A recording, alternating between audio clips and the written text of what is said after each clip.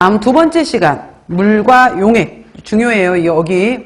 오늘 듣는 내용 중에 굉장히 중요한 단어, 지금 것들이 이제 보시면은, 자, 진용액, 교질용액, 현탁액, 유화액, 이 용어들이 있어요. 자, 잘 정리하세요. 그래서, 진용액은 말 그대로 트루 솔루션, 이렇게 해서 1나노메타 이하의 분자로 분자 운동을 한다라고 했는데, 여러분들, 마이크로미터라는 것이 있고 나노메타라는 것이 있는데, 마이크로미터는 10의 마이너스 6승 미터를 얘기하는 거고요.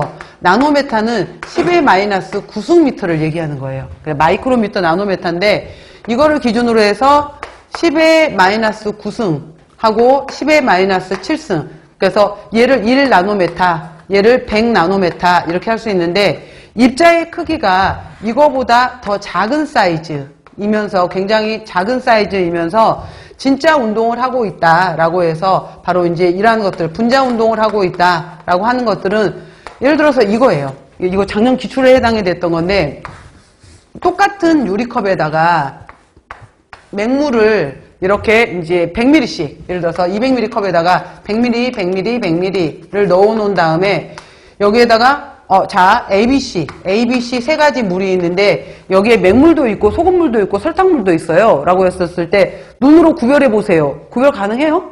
가능 안 하잖아요. 먹어보기 전까지는. 그래서 완벽하게 녹아있기 때문에 이걸 눈으로 육안으로 구별할 수가 없어요. 이러한 것들을 우리가 이제 진짜로 완벽하게 녹아있다라는 것을 진용액이라고 하는 거고요. 그 다음에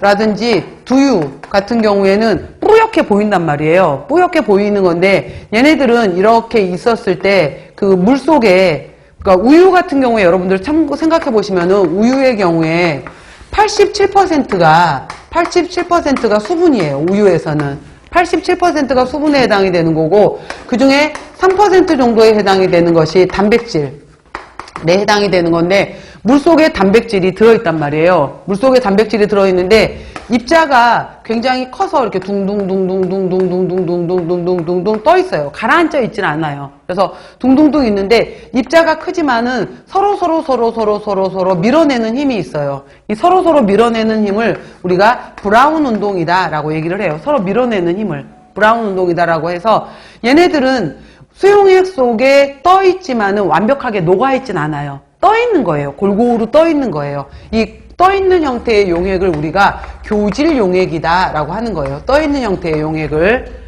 그 다음에 10의 마이너스 7승 혹은 100나노메타 이상으로 해서 입자가 커. 예를 들어서 여러분들 가장 대표적인 예가 뭐냐면은, 미숫가루를 내가 물을 넣고 나서 미숫가루 물을 타먹으려고 섞었어. 근데 전화가 왔어. 그래서 10분 뒤에 가서 봤더니 먹으려고 봤는데 미숫가루 해당이 되는 물전분도 마찬가지야. 미숫가루라든지 이런 것들은 아래로 가라앉아 버리고 위에 맑은 물하고 분리돼 버린 경우 있잖아요. 중력 때문에 무거운 것은 아래로 가라앉고 물만 위로 분리가 돼 버리는 것들, 뿌옇게 되어 있다가 결국 가라앉아 버리는 것들. 된장국도 생각해 보세요. 된장국도 막 우리가 섞어서 떴었을 때는 뿌옇게 있는데 시간이 좀 지나면은 아래쪽으로 가라앉아 버리고 위에 맑은 물만 뜨잖아요. 이렇게 분리가 돼 버리는 것들을 부유액, 현탁액이라고 하는 거예요. 입자 크기 아시겠죠? 차이점. 자, 진용액부터 다시 갈게요. 1나노메타 이하로 분자 운동이다. 소금, 설탕, 수용성 비타민, 무기질처럼 분자량이 비교적 적은 것들이 완벽하게 녹아있는 것을 진용액. 그래서 얘가 소금물, 설탕물이다 라고 해놨어요, 제가. 교질용액은 콜로이드 용액이라는 단어를 써요. 교질용액. 영어로는 콜로이드. 1에서 100나노메타 사이고 서로 밀어내는 운동을 하고 있어서 브라운 운동이라고 해요. 제가 그때 그 소설책이 4, 5년 전에 이상문학상 대상 받았던 소설책이었었는데, 소설이야, 소설. 소설 속에 이제 그 장면을 모사한 건데, 테이블에 앉아 있었던 그 청년의, 그 남자의 눈동자가 브라운 운동을 하고 있었다. 이렇게 써져 있는 거예요. 작가가 이렇게 써놓은 거예요. 눈동자가 브라운 운동을 하고 있었다.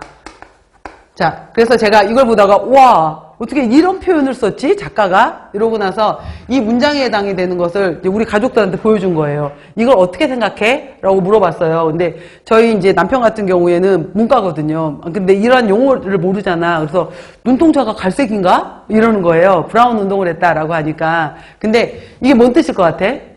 눈동자가 정신없이 흔들리고 있었다는 뜻이야. 막 왔다 갔다 왔다 갔다. 그러니까 막 눈동자가 막 왔다 갔다 하면서 그러니까 불안해 보였다. 불안초조하다라는 표현을 이렇게 표현을 했더라고요. 문장에서. 그래서